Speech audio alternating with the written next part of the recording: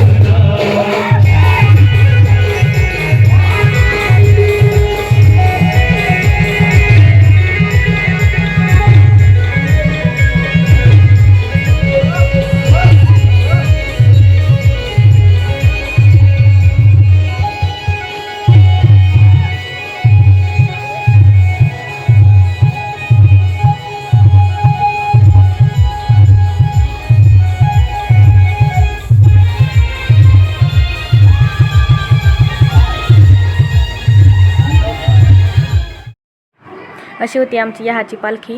ही पालखी पानसेमलून येते. पदयात्रावाले असतात हे. हा रथ पानसेमलून येतो आणि हा देवमोगऱ्याला जाईल कारण आज माझ्या ह्या मोठीशी यात्रा आहे. आमच्या ह्याची पदयात्रा तुम्हाला कशी वाटली तुम्ही कमेंटमध्ये नक्की सांगा. बघा आताशी म्हणजे 4 वाजले 4:15 झालेले होते. मी घड्याळ पाहून आली होती.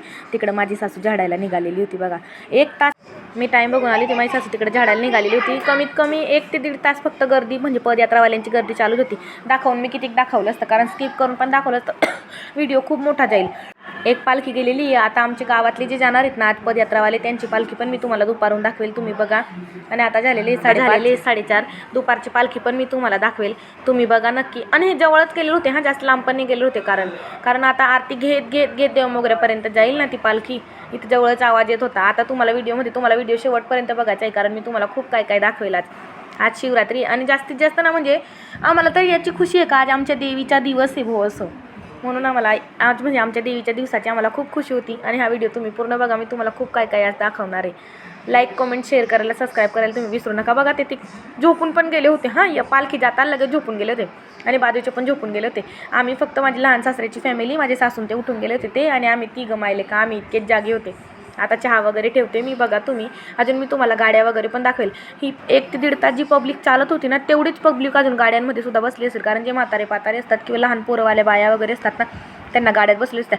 नाही करता 48 ते 50 गाड्या मोजल्या होत्या आम्ही. तुम्हाला मी गाड्या पण दाखवेल. बघा 48 ते 50 गाड्यांमध्ये फक्त लोक बसलेले. माझ्या व्हिडिओला लाईक कमेंट शेअर करा. Bye bye.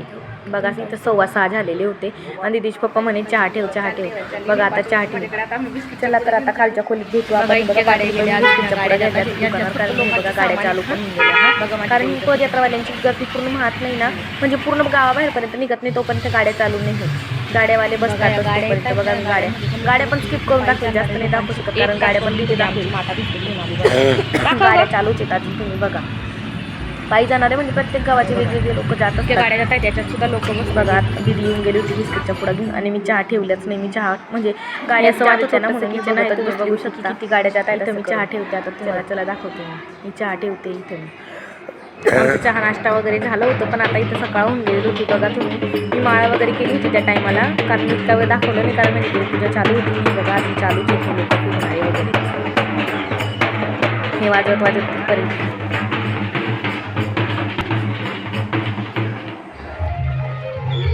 इथं आमच्या गावातली पालखी पण निघून गेली होती आणि सगळे लोक गावातल्या पालखीची आरती करायसाठी पहाटे नसतात एवढे पण गावातली पालखी निघते ना तेव्हा सगळे गल्लीचे लोक रोडावर येऊन उभे राहतात. इकडे सगळे लोक आरती करतात. बघा सगळे लहान पोरं वगैरे पूर्ण रस्त्यावर तुम्हाला गल्लीचे लोक दिसतील. सगळ्या थेट पासनं म्हणजे आमची गल्ली तिथून स्टार्ट होते ना तिथून पर्यंतचे लोक बघा सगळ्या बाया ताटासाठी उभे राहिले देवीची आरती करायसाठी. बघा तिकडनं आमच्या गल्लीची पालखी येते. आता आमची गल्ली खूप मोठी आहे आणि थेट पासनं आरत्या घेत येते ना मग तिला वेळ लागतो येता येतात. या वर्षाची शिवरात्री आमची अशा प्रकारे होती. खूप हॅपी. तुमची शिवरात्री कशी गेली तुम्ही नक्की कमेंटमध्ये मला सांगा.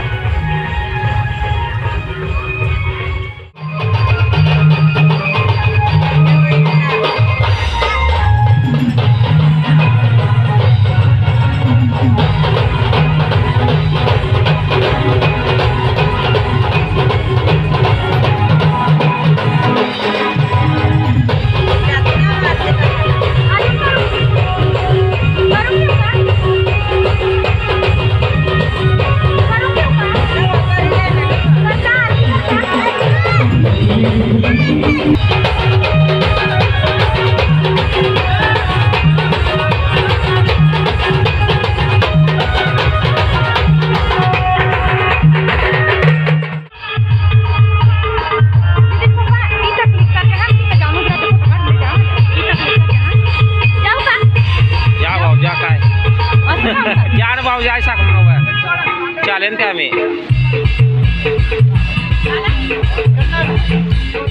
आणि आमच्या गावाची पालखी गेलेली होती पण मी पूजा वगैरे करताना इथं मला शूट नाही करता आला कारण सगळे गल्लीतले लोक होते. लोकांचं काही नाही पण म्हणजे कॅमेरा धरणार कोणी नव्हतं कारण सगळे त्या पालखीच्या पायापडाईमध्ये लागलेले होते. अशी आमच्या गावाची पालखी होती बघू शकता तुम्ही. आता हे गेलेले आता हे पोचतील 2 दिवसात. 3ऱ्या दिवशी यांचं दर्शन होईल तिथं पोचल्यावर. चला आता दिवसभर पदयात्रावाले दिवसभर प्रत्येक गावाचे चालत तर जाणार नाही. मग मी तुम्हाला गावातली पालखी गेली होती दिवसभर सगळे पदयात्रावाले आता चालूच राहणार आहे. दीदीच्या पप्पांच्या पण कामाला जायचा टाईम होऊन गेला होता ते पण तयारी करत होते कामाला ज्याच्यामुळे तुम्हाला माझ्या व्हिडिओला तुम्ही लाईक करा शेअर करा सबस्क्राईब करा कमेंट करा आणि बेल आयकॉनला प्रेस करायला विसरू नका. जास्तीत जास्त माझे व्हिडिओ तुम्ही बघत जा कारण तुम्ही जसं मला सपोर्ट करत जाणार तसं मी नवीन व्हिडिओ तुम्हाला दाखवत जाईल. दीदीचे पप्पा कामाला ज्याची तयारीत होते. चला भेटू आपण आता नेक्स्ट व्हिडिओमध्ये. आज आपण थांबू. तुमची शिवरात्री कशी